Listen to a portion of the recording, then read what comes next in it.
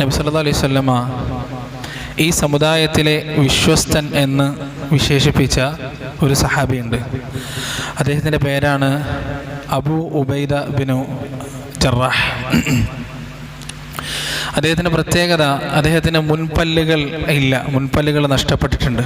നീണ്ടു മെലിഞ്ഞ, കാണാൻ അധികം സൗന്ദര്യമൊന്നുമില്ലാത്ത ഒരു മനുഷ്യനാണ് അബൂ ഉബൈദ ബിനു ജറാഹ്. ഉമർ റളിയല്ലാഹു അൻഹു മരണശയ്യയിൽ കിടക്കുന്ന സമയം അദ്ദേഹത്തിൻ്റെ പിൻഗാമിയെ നിശ്ചയിക്കാൻ വേണ്ടി ഒരു 6 അംഗ സംഘത്തെ നിയോഗിച്ചിട്ടുണ്ട്. ഉമർ റളിയല്ലാഹു പറഞ്ഞു, അബൂ ഉബൈദ ജീവിച്ചിരിപ്പുണ്ടെങ്കിൽ ഞാൻ ഒരു സമിതിയെയും വെക്കൂല, അദ്ദേഹത്തെ ഞാൻ എൻ്റെ പിൻഗാമിയായി ഖലീഫയായി തിരഞ്ഞെടുക്കും. കാരണം എനിക്ക് പടച്ചോൻ ചോദിച്ചാൽ വളരെ കൃത്യമായി പറയാം, അള്ളാഹിൻ്റെ റസൂലും പടച്ചോനും തൃപ്തിപ്പെട്ട വിശ്വസ്തൻ എന്ന് പറഞ്ഞ ഒരാളെയാണ് ഞാൻ എൻ്റെ പിൻഗാമിയായി നിശ്ചയിച്ചത് എന്ന് പറയാം എന്ന് ഉമർ റളിയല്ലാഹു അൻഹു പറഞ്ഞതായി നമുക്ക് കാണാൻ കഴിയും. അദ്ദേഹത്തിൻ്റെ ജീവിതത്തിൽ വളരെ പ്രധാനപ്പെട്ട ഒരു സംഭവമാണ് ഉഹുദിൻ്റെ രണഭൂമിയിൽ, ഉഹുദിൻ്റെ രണാങ്കണത്തിൽ നബി സല്ലല്ലാഹു അലൈഹി വസല്ലമയുടെ മുഖത്തേക്ക് മുശ്രിക്കുകൾ വാളുകൊണ്ട് വെട്ടി, തലയുടെ ഭാഗത്തേക്ക് വാളുകൊണ്ട് വെട്ടി. ആ സമയം പ്രവാചകന്റെ തലയിൽ പടച്ചട്ട ഉണ്ടായിരുന്നു, പടത്തൊപ്പി ഉണ്ടായിരുന്നു. പടത്തൊപ്പി ഉണ്ടായതുകൊണ്ട് തന്നെ റസൂലിൻ്റെ തലയിലേക്ക് മുഖത്തേക്ക് വെട്ടുകൊണ്ടില്ല, പകരം ആ പടത്തൊപ്പിയുടെ വട്ടക്കണ്ണി ആണി റസൂലിൻ്റെ മുഖത്തെ കവിളിൻ്റെ 2 ഭാഗത്തേക്കും അങ്ങോട്ട് തറച്ച് കയറി അതിങ്ങനെ ചോര ഇങ്ങനെ ഒലിക്കാൻ തുടങ്ങി. അബൂബക്കർ സിദ്ദീഖ് അടുത്തുണ്ട്. ഇത് കണ്ടിട്ട് അബൂബക്കർ സിദ്ദീഖ് പറയാണ്, ദൂരെ നിന്ന് ഒരാൾ ഇങ്ങനെ മണങ്ങിയിട്ട് വേഗത്തിൽ, അതായത് ഉഹുദ് ഇങ്ങനെ കൊടുമ്പിരി കൊള്ളുന്ന സമയമാണ്, പരസ്പരം പോരാടുന്നുണ്ട്, കുറെ ആളുകൾ തിരിഞ്ഞോടുന്നുണ്ട്.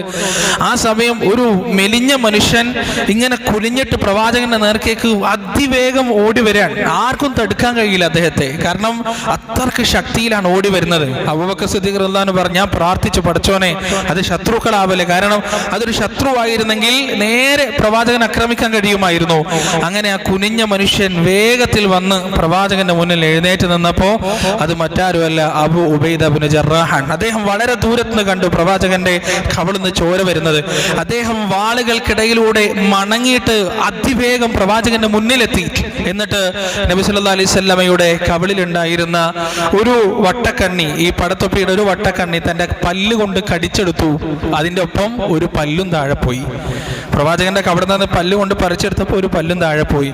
ഇപ്പുറത്ത് ഒരു വട്ടക്കണ്ണിയും കൂടി ബാക്കിയുണ്ട്, അത് ഇപ്പുറത്തെ പല്ലുകൊണ്ട് കടിച്ചെടുത്തപ്പോൾ ആ പല്ലും താഴെ പോയി. അങ്ങനെയാണ് അദ്ദേഹത്തിന്റെ 2 മുമ്പല്ലുകൾ നഷ്ടപ്പെടുന്നത്. സുബ്ഹാനല്ലാഹ്, ഒരു പല്ല് പോയപ്പോ ആ മനുഷ്യൻ ചിന്തിച്ചില്ല, പടച്ചോൻ അടുത്തത് കടിച്ച എൻ്റെ 2 പല്ലും പോവല്ലോ. 2 മുമ്പല്ലും ഇല്ലാതെ ജീവിക്കുന്ന ഒരു പ്രയാസം നിങ്ങൾ ആലോചിച്ചിട്ടുണ്ടോ? ചിരിക്കാൻ കഴിയൂല, ഒന്ന് മനസ്സ് തുറന്ന് ചിരിക്കാൻ കഴിയില്ല, അത്രക്ക് വികൃതായിരിക്കും മുഖം. പക്ഷെ അതൊന്നും ചിന്തിക്കാതെ പ്രവാചകന്റെ കവളത്തുനിന്ന് ചോര വരുന്നത് കണ്ട് സഹിക്കാൻ കഴിയാതെയാണ് അദ്ദേഹം ഈ ഒരു പ്രവർത്തനം ചെയ്തത് എന്ന് നമുക്ക് കാണാൻ കഴിയും. ഒരിക്കൽ യമനിലെ നജറാനിൽ നിന്ന് ഒരു സംഘം ആളുകൾ റസൂലിന്റെ അടുത്തേക്ക് വരാൻ, എന്നിട്ട് അവർ പറയാണ്, ഞങ്ങൾക്ക് ഒരു ഉസ്താദിനെ ഞങ്ങൾക്ക് വിട്ടുതരണം, നമുക്ക് ഖുർആൻ പഠിക്കാനും ഹദീസ് പഠിക്കാനും ഒരു ഉസ്താദിനെ ഞങ്ങൾക്ക് വിട്ടുതരണം എന്ന് പറഞ്ഞപ്പോൾ നബി സല്ലല്ലാഹു അലൈഹി വസല്ലം പറഞ്ഞു, ഞാൻ ഒരാളെ വിട്ടുതരാം, അയാൾ അതിവിശ്വസ്തനായിരിക്കും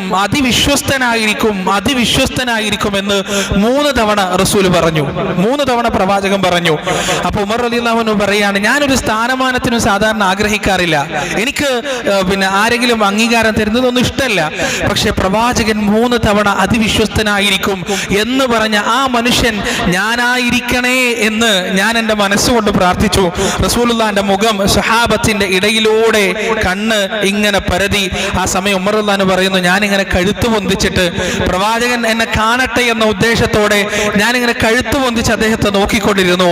അവസാനം റസൂൽ സല്ലല്ലാഹു അലൈഹി വസല്ലമ അബൂ ഉബൈദയെ വിളിച്ചു. എന്നിട്ട് അദ്ദേഹത്തോട് പറഞ്ഞു, ഇവരുടെ കൂടെ പോകണം. 3 വട്ടാണ് റസൂൽ പറഞ്ഞത്, അതിവിശ്വസ്തനായ ഒരാളെ നിങ്ങളുടെ കൂടെ ഞാൻ പറഞ്ഞയക്കുമെന്ന് പറഞ്ഞത്. അദ്ദേഹത്തെ ഒരു ദൗത്യം ഏൽപ്പിച്ചു കഴിഞ്ഞാൽ എന്ത് റിസ്ക് എടുത്തിട്ടും എന്ത് പ്രയാസം സഹിച്ചിട്ടും ആ ദൗത്യം അദ്ദേഹം പൂർത്തീകരിച്ചിരിക്കും. പച്ചില യുദ്ധം എന്ന യുദ്ധം നടന്നിട്ടുണ്ട് ഇസ്ലാമിൽ. ആ യുദ്ധത്തിന്റെ സൈന്യാധിപൻ ആരായിരുന്നു?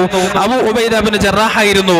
അതിന്റെ പ്രത്യേകത, കയ്യിലുള്ള ഭക്ഷണം മുഴുവനും കഴിഞ്ഞു, എല്ലാം കഴിഞ്ഞു, അവസാനം പച്ചിലകൾ ഭക്ഷിച്ചിട്ടാണ് അവർ ആ ദൗത്യം പൂർത്തീകരിച്ചത്.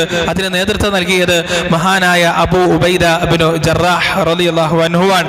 ഒരിക്കൽ ഉമർ റളിയല്ലാഹു അൻഹു അദ്ദേഹം സിറിയയിൽ ഗവർണറായിരിക്കുമ്പോൾ ഉമർ റളിയല്ലാഹു അൻഹു സിറിയയിലെത്തിയപ്പോൾ ഉമർ റളിയല്ലാഹു അൻഹു ആദ്യം ചോദിച്ചു, എന്റെ സഹോദരൻ അബൂ ഉബൈദ എവിടെ? അങ്ങനെ അബൂ ഉബൈദ വന്നു. ഉമർ റളിയല്ലാഹു അൻഹു അദ്ദേഹത്തെ കെട്ടിപ്പിടിച്ചു, അദ്ദേഹത്തിന്റെ വീട്ടിലേക്ക് പോയി.